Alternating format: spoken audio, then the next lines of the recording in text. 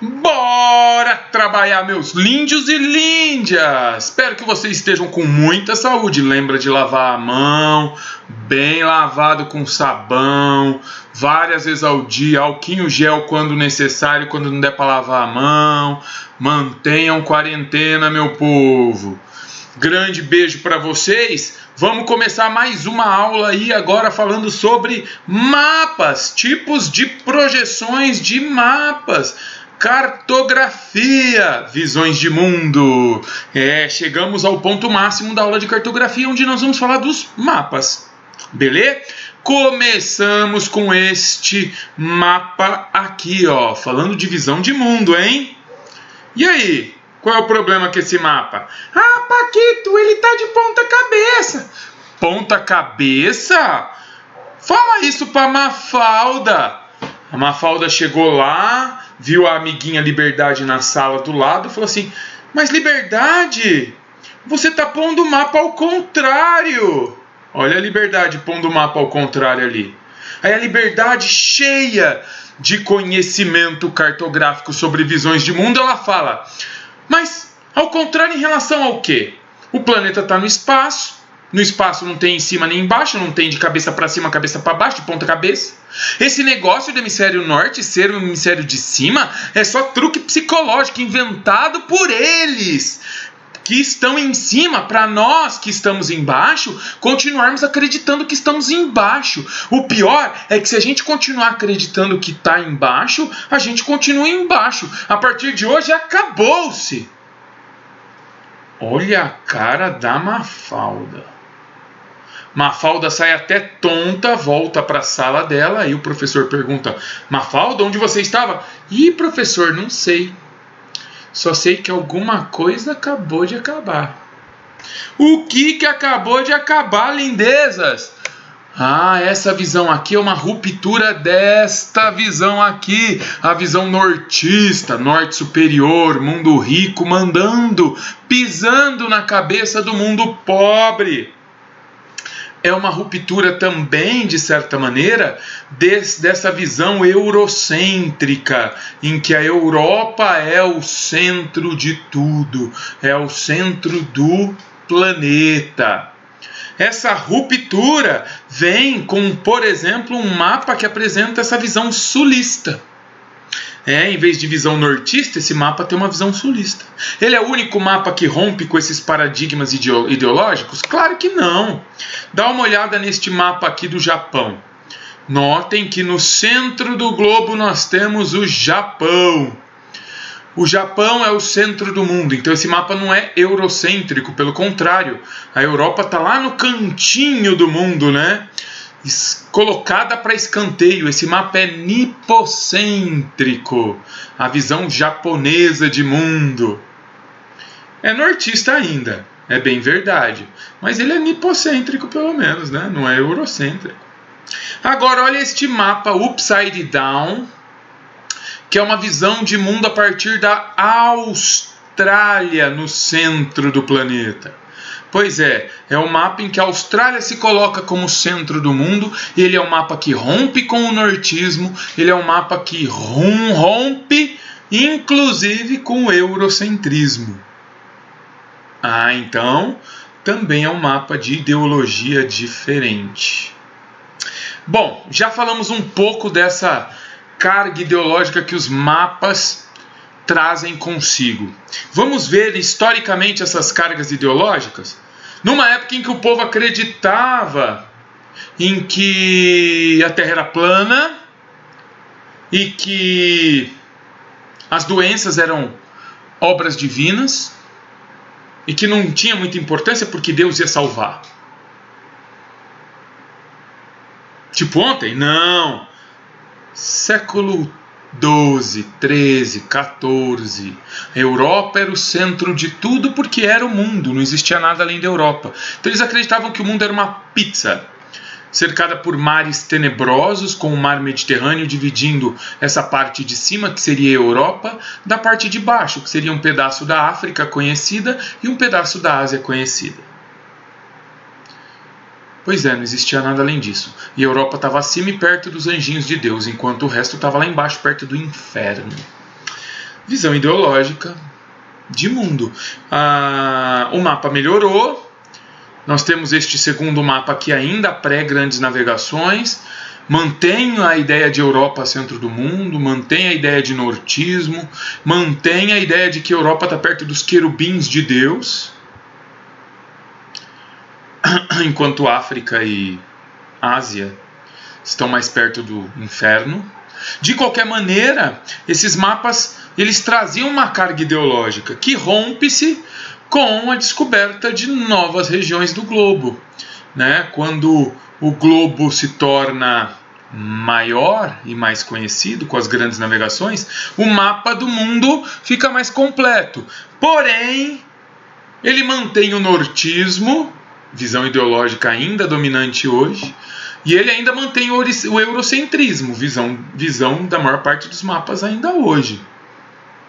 Esse é o mapa do Mercator, o mapa mais importante da história da cartografia, porque pela primeira vez os mapas têm linhas latitudinais e linhas longitudinais. Por isso o Mercator é o único mapa que é georreferenciado. Tudo que está ali está num ponto de latitude e num ponto de longitude que é igualzinho, é correspondente a um ponto de latitude e longitude do espaço, e encontramos aquilo que está desenhado ali no mundo real. Se tem uma ilha ali, ela existe no mundo real. Por isso é o único mapa utilizado ainda hoje para navegação. É um mapa voltado para navegação, aeronavegação, navegação marinha, e os GPS usam ele como referencial. Fica a dica. Bom, existem tipos de projeções. E é sobre esses tipos de projeções que eu quero falar com vocês. Basicamente, começamos agora então, tipos de projeções cartográficas. E começamos a partir dos tipos mais importantes: cilíndrica, plano azimutal, cônica, anamórfica, técnica, temática. Olha o que eu preparei. Dá uma olhadinha aqui. Vamos falar de projeções cartográficas. Aqui nós temos a projeção de Mercator, que é a primeira que a gente vai falar. A gente está falando de projeções tipo cilíndricas. E o que a gente precisa falar sobre as tais projeções cilíndricas? Basicamente que elas são feitas e pensadas da seguinte maneira.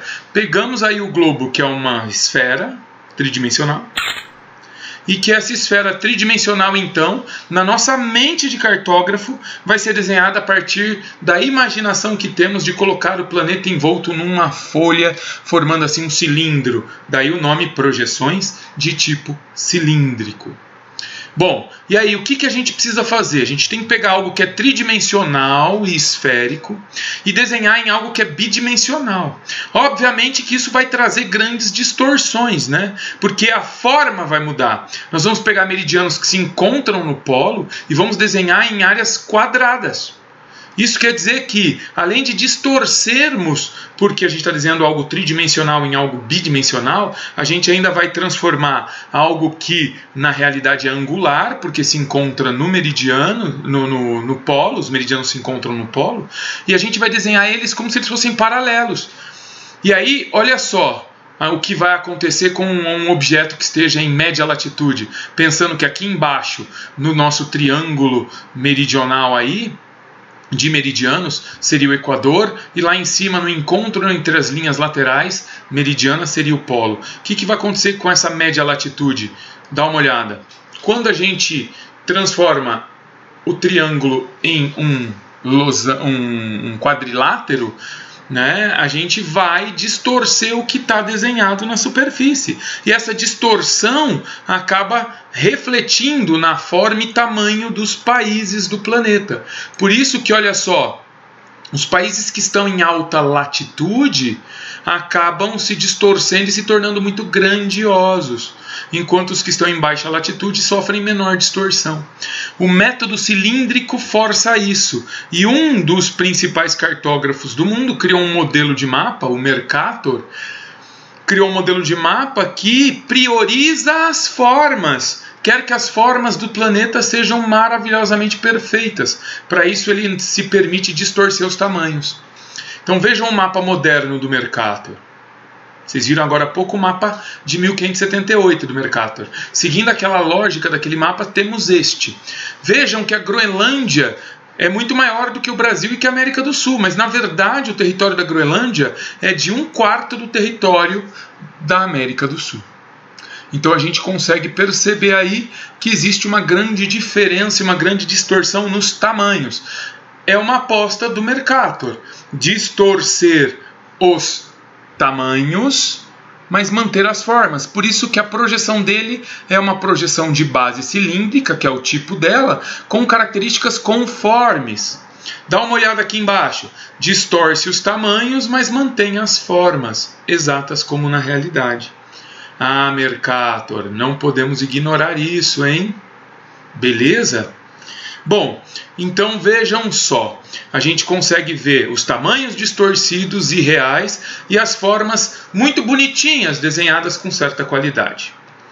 Um outro cartógrafo vai usar uma outra projeção tipo também cilíndrica para questionar isso, é Peters, que a gente vai ver logo em seguida. Mas dá uma olhada se a gente fosse desenhar um rosto seguindo o modelo do Mercator. Tridimensionalmente seria um rosto normal, porém ele iria, para manter as formas mais próximas à realidade, ele iria puxar as escalas das altas latitudes dessa forma aqui, tornando elas extremamente distorcidas. Como o mapa distorceu assim, para arrumar essa distorção, ele distorceu o mapa assim. É o método do Mercator. Como eu disse, o Peters vai questionar tudo isso, ele vai ter uma projeção de base cilíndrica, mas ele vai falar o seguinte: não, eu não estou nem preocupado com a forma, eu quero que os tamanhos sejam equivalentes à realidade. Por isso a projeção dele é equivalente. Prioriza os tamanhos e distorce as formas, é invertido em relação ao Mercator. Olha o mapinha dele. Originalmente o mapinha dele tinha uma visão sulista, tá, meu povo? Era um mapa sulista porque ele é sul-africano. Então ele queria romper com a visão nortista. Mas nos livros e no vestibular, a projeção de Peters cai com essa visão nortista de mundo. Vejam que o mapa ele é meio esticadão, porém os tamanhos equivalem aos tamanhos reais. A gente vê a Groenlândia pequenininha em relação à América do Sul. Olha a coerência de tamanho agora, 1/4 do tamanho do Brasil. Olha a Europa como fica bem menor que a África. Então, para romper com essa distorção de tamanhos, o Peters prioriza os tamanhos e distorce as formas. O mapa fica esticadão assim, né? Bom, é um outro tipo de mapa, né? É uma visão de mundo, é um tipo de projeção diferente da de Mercator. Temos uma projeção também conhecida como arbitrária ou afilática, que não se preocupa com nenhuma exatidão. O Mercator quer formas exatas. O Peters quer tamanhos equivalentes. Essa se permite distorcer um pouco de tudo no mapa. Os ângulos, os tamanhos, as formas. Por isso ela é chamada de afilática ou arbitrária. E o principal mapa deles é o do Robinson. Olha que mapa bonito, né? Ele não é exato em nada. Não tem formas exatas, não tem ângulos exatos, não tem tamanhos exatos, não tem georreferenciamento. Só Mercator é georreferenciado e serve para navegação. Mais nenhum mapa. Porém, é um mapa lindo que habita os principais livros de geografia da atualidade e os principais atlas. É um mapa maravilhoso. E ele tem outros amigos, né? Ele deriva, por exemplo, desse primeiro mapa aqui, que é o de Moldvide. O mapa de Moldvide também é afilático. Temos a projeção Thomson-Flamsteed, que é bem diferentona, e a sinusoidal interrompida. Todas elas com o propósito de mostrar o mundo sobre formas diferentes, a partir de visões de mundo diferentes. Mediante isso, um japonês em 2016 lançou um mapa feito principalmente por computador, que ele disse que ele afirmou que era o mapa que mais reduzia as distorções do mundo. Ele derivava de uma espécie de origami do planeta em que, desmembrado, formava esse tipo de situação interrompida e que, colocado, replicado lado a lado e preenchidos os buracos, ele poderia escolher as áreas do mundo para representar. Tudo isso por computador e, portanto, reduzindo ao máximo as distorções. E aí ele chegou ao AltaGraph, né? Uma sequência de mapas em que o principal deles divulgado foi esse aqui. Já caiu 3 vezes no vestibular, 2 na Unesp e uma, se eu não me engano, na Unicamp. Fiquem atentos ao AltaGraph. Quem criou esse mapa foi um carinha chamado Hajime Narukawa. Beleza? Essa é a nossa parte 1, né, do nosso estudo de mapas. A gente vai ainda falar de um outro tipo de projeção, de uma outra forma de projeção. Agora, a projeção cônica. Depois eu vou falar de azimutal e vou concluir essa parte 1. Perfeito? E depois mapas temáticos e técnicos eu faço separadamente na parte 2. Então bora falar de projeções cônicas. Até agora eu falei das projeções que a gente chama de projeções cilíndricas. As projeções cônicas enxergam o mundo diferente. A gente pega o globo, envolve ele numa folha em forma de cone e desenha ele da melhor maneira possível. Esse mapa ele tem formas muito boas, tem ângulos muito bons e tem distâncias e tamanhos muito bons quando a gente busca observar apenas uma região do globo onde o papel tangencia o globo, né? Onde tem maior proximidade entre papel e globo na nossa imaginação, na nossa projeção de mundo. Aí as formas ficam mais perfeitas e os tamanhos mais corretos. Porém, quando a gente tenta desenhar o globo como um todo, aí ele fica completamente deformado. É assim a projeção clássica, cônica, ou a projeção de Boone, que também é cônica, onde a parte menor do cone fica no polo sul e a parte maior do cone no polo norte. Fica bonitinho, né? Manda pro seu namorado, pra sua namorada e fala assim: meu mundo é você. Olha lá, o mapa parece um coração. Cantadas geográficas. Funciona. Bora! Então essa é a projeção cônica. É um tipo de projeção também bastante importante. E temos as azimutais, em que você escolhe o planeta, coloca uma folha, imagina uma folha assim, tangenciando o planeta, e desenha o que você vê, né? Desta maneira aqui. Você simplesmente escolhe um ponto central, que é o chamado azimute, e desenha o globo em torno dele. E então existe o que eu já disse agora há pouco, a equidistância. Para a gente falar de equidistância, eu trago a nossa lousa. Olha a nossa lousa aí. Ah, mano, que lousa legal. Vamos colocar São Paulo como ponto central do nosso azimute. É o nosso ponto central. O que a gente precisa pensar? A gente tem que entender o seguinte: qual é a distância da cidade de São Paulo em relação a BH? Não é tão longe se a gente pensar. Em Brasil, BH fica ali. E o Rio de Janeiro? Ignora as direções, tá? Vamos colocar por proximidade. Rio de Janeiro ficaria aqui. E se você pensar Manaus? E se você pensar, por exemplo, Nova York? E se você pensar Cidade do México? E se você pensar, por exemplo, Lagos, na Nigéria?